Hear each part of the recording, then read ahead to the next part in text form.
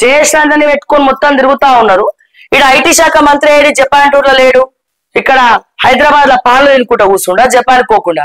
ఎందుకు పక్కన పెట్టేసినారు? కాంపిటీషన్ వస్తుందనా లేకపోతే పేరు వస్తుందనా? ఎందుకు ఈ జయేష్ రంజన్ ఎందుకు ఇంకా మారుస్తలేరు? మీరు శ్రీధర్ బాబు గారు కలిసి ఎన్ని కోట్ల ఫండింగ్ ఇచ్చిండు రేవంత్ రెడ్డికి, శ్రీధర్ బాబుకి?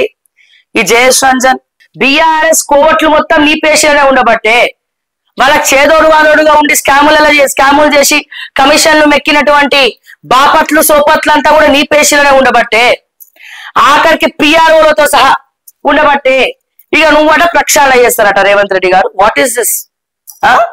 ఏది? ఎందుకు ఈయనను ఎంకరేజ్ చేయాల్సినటువంటి అవసరం ఏంది? పెద్ద దొంగ, గజ దొంగ. ఈ గజ దొంగను ఎంకరేజ్ చేయాల్సినటువంటి అవసరం ఏంటి? అసలు ఈ మీటింగ్ లా ఒక ఐటీ శాఖ మంత్రి ఎక్కడా? పేరు వస్తుందనా లేకపోతే ఇంకేదైనా అవుతుందనా లేకపోతే ఇంకెక్కడ కాంపిటీషన్ వస్తుందనా? మన ధర్మపూర్ అరవింద్ గారు కూడా ప్రెస్ మీట్ పెట్టి చెప్పినాడు కదా నెక్స్ట్ ముఖ్యమంత్రి ఆయనే అని. సో అందుకని చెప్పి ఏమన్నా మీకు చెడి ఇగోలకు పోయి వస్తలేరా?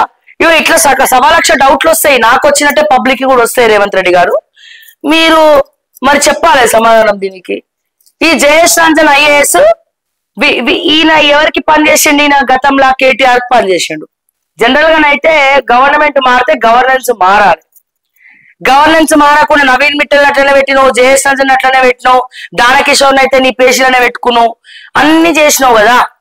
ఎన్ని కోట్ల ఎట్లొచ్చిందంటే ఒకప్పుడు రాజకీయ నాయకులు ఏమైనా గిఫ్ట్ ఇస్తే ఐఏఎస్ లో ఏమన్నా నయానికో భయానికో కొంచెం అట్లా ఫ్రెండ్లీగా తీసుకుంటుండేమో.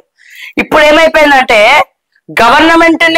గవర్నమెంట్కే పార్టీలకే ఫండింగ్ ఇచ్చేంత స్థాయికి ఈ ఐఏఎస్ చేరిండ్రు. అందరిని అంటలేనాడు, చాలా మంచి ఐఏఎస్ ఉన్నారు, కానీ మా తెలంగాణలో పిచ్చి ఐఏఎస్ ఉన్నారు. కలుపు మొక్కలు అంటారు చూసిరా, కలుపు మొక్కలు లాంటి ఐఏఎస్ ఉన్నారు.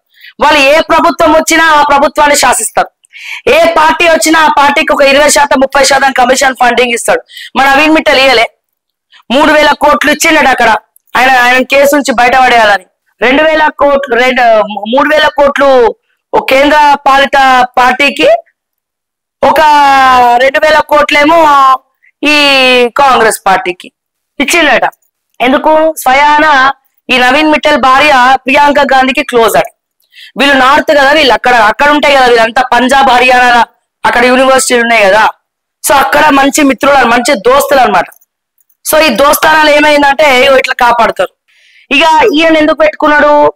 ఈయన ఎందుకు రన్ అవుతున్నాడు? శ్రీధర్ బాబుకి గాని రేవంత్ రెడ్డి గాని ఐటీ మీద అవగాహన లేదు.